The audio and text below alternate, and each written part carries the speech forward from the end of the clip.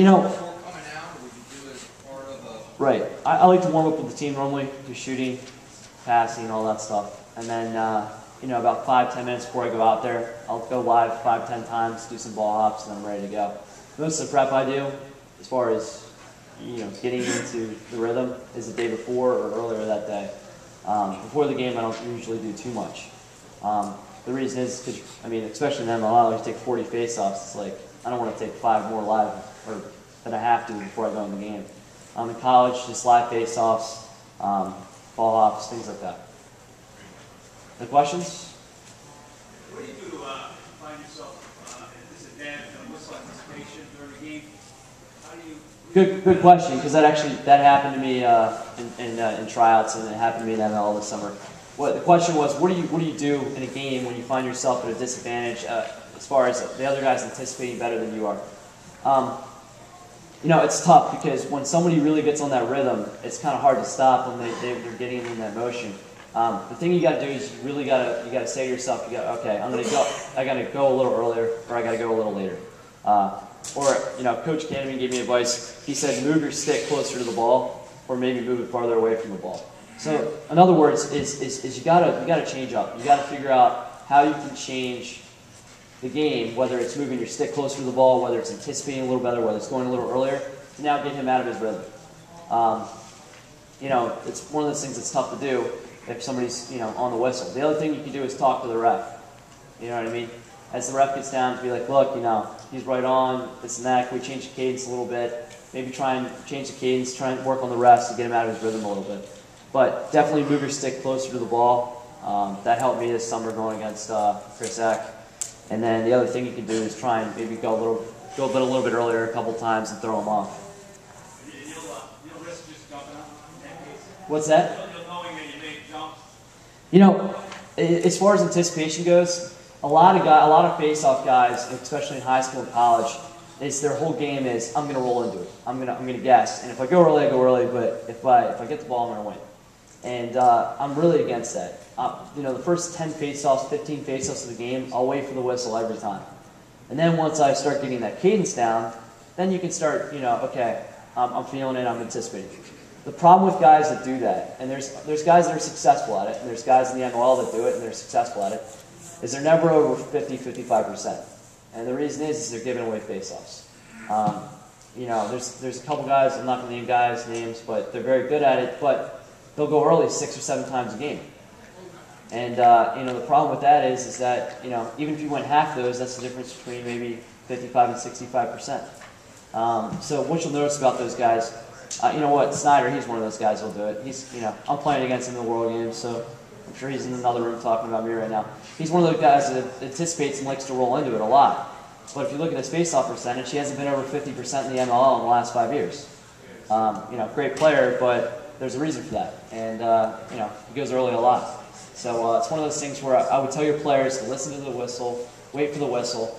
But, you know, throughout the course of the game, if you're feeling it, then start picking it up a notch. Other questions? I've never played with another stick. What's the stick you have? The Jet? He has a Warrior Jet, which is, it's a women's stick. And, sorry, Tambo. It's a women's stick, but it's actually, it's unbelievable for face-offs. It's really thin, and it's really flexible. I don't know if it's 2010 legal, but he plays with the Jets. Yeah. Now, you know, you say you alter your stick, you make it, I don't want to insult you, but you're a pogo. Can a field player alter a stick like that and expect himself to be able to go out and play? No. Okay. Some of the guys in the USA team pick up my stick, and they're like, well, now we know why you can't shoot. I mean, it's that bad. Especially in the international rules, it's a 4-inch top, so I mean, it's terrible. I would recommend that if you have a face-off guy, you know, Steven Pizer, his stick looks totally normal. He's an excellent face-off guy, but he doesn't use a blade, and I don't think he uses one that was altered. So. Go back to the refs. Can you go talk to them before the game? Absolutely. The question is, refs before the game. Every ref in the league. Are there any refs here? Okay. Mr. Official over there. Bottom line is go up, be like Mr. Official, be very polite, respectful. Most of the refs in the NCAA and MLL, I'm on a first name basis with. I tease them, ask them how their wife and kids are, and it's just good to be friendly with those guys. Generally, they're going to be a lot fairer to you if they know who you are and you build a relationship with them. And not only that, but the guys, it's funny, the guys that I actually ref me in high school, ref me in college, and now ref me in the MLL.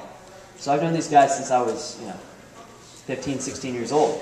So it's good to start building that relationship now, because if you do go to college in the area, you're going to get the same guys you had in high school, and then if you go to the next level, club, wherever it is, you're going to see the same guys. Refereeing, these guys are really passionate about it, and they're going to be around for a while, so it's important to establish that relationship. And believe me, there's been times that I probably should have gotten called for something, and maybe they let it go. Maybe I went a little second early, but because I asked how the wife and kids were, they let it go. Other questions? What do you do differently on the rake? I never rake. I'm not going to lie. I think it's a terrible move. I'm not saying it's something you shouldn't know how to do, but the problem with the rake is you have no control. And one of the big things we're talking about with the pinch and pop is control. And the problem is that as you do rake and that ball comes out to the side, I really have no direction on where I'm going to put it. The rake should be used as a counter move to a jam, and the rake should be used as a counter move to a heavy clam. But I could count on one hand how many times I raked in college. I took 1,500 face-offs and maybe raked 5 times in all of college. So that gives you kind of a guide to how much guys are doing it. And you don't see it in the MLL at all. So it should just be like a counter move to a jam, really. Any other questions? No other questions? All right, thanks guys, appreciate it. Have a good one.